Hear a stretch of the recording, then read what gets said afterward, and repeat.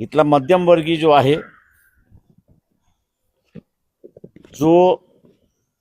स्वतःच्या कुटुंबामध्येच फसलेले असं मी त्याला म्हणतोय, देश सुरक्षित तर कुटुंब सुरक्षित हे आपण लक्षात घेऊ.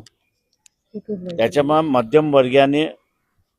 कुटुंबाला जसं आपण सुरक्षित करतो तशा रीतीने देशालाही सुरक्षित आपण केलं पाहिजे. आणि त्यासाठी जसं अमेरिकेमध्ये डोनाल्ड ट्रम्पच्या विरोधात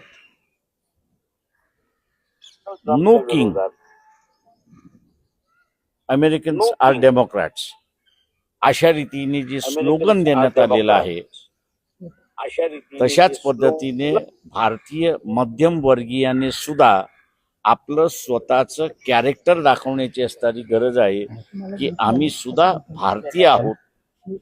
आणि भारतीय म्हणूनच आमचं कुटुंब सुरक्षित आहे हे गृहीत धरून